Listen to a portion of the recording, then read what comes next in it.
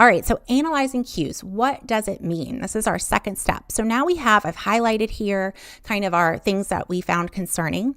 And then let's take a look at our potential conditions. So uterine atony, a retained placenta, vaginal hematoma, and DIC, or disseminated intravascular coagulopathy.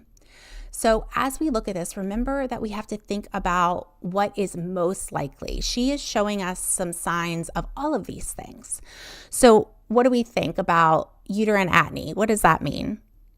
Uterine atony means we're boggy, right? So we definitely do have that going on. It's without tone. Boggy equals bleeding. Remember that. Let's take a look at all of our options though. Retained placenta. Anybody think that it could be a retained placenta? So we would definitely have this excessive bleeding after delivery if we had a retained placenta, because that body's trying to bleed and it's passing clots and it's trying to get that foreign placenta out of it because it's not needed anymore. But with that, our uterus would not always be boggy. A lot of times the uterus is firm with that. So I don't know that we have enough to say that it's a retained placenta. Plus, we also see that the client's placenta was intact. So that to me is saying that that is not most likely what is happening. So the next one is a vaginal hematoma. What's a hematoma? What would that look like? Here's a little tip while you guys are studying and preparing for tests or the NCLEX. When you do a question, think about any answer that you don't think is correct. Think about what you would need to change it to make it correct. It just kind of adds an extra piece to your studying. So what would a hematoma look like?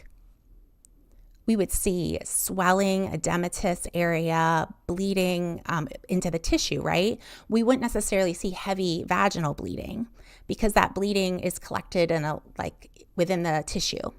So the other thing is that this client only has mild perineal pain, and a big tip with a vaginal hematoma or any hematoma is that they have pain that's unrelieved with pain medication, and it's definitely not mild. So I don't think that it's vaginal hematoma. And then the last one is this disseminated intravascular coagulopathy. So let's talk about DIC. So DIC is an overactivation of the clotting cascade, and clients do bleed a lot with this, right?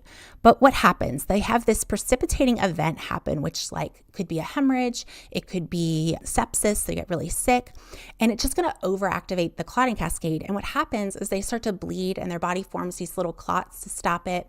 And then they bleed, they break down those clots, and it's just a clot, bleed, and then they run out of clotting factors and they continue to bleed. But why would it not be DIC? Remember, all our labs looked great for this client, right? So for this client, if she was having DIC, we would have seen her clotting times, bleeding times would be elevated, her hemoglobin would have been lower, but all of that lab work looked normal. Now, we definitely need to watch out for this because this hemorrhage could lead to that. But right now, what is most likely happening, and I see people putting that answer, posh uterine atony, absolutely, I agree. With our prioritizing hypothesis, our next step, this is where we make our final decision. And what we think this is, which we've agreed is uterine atony.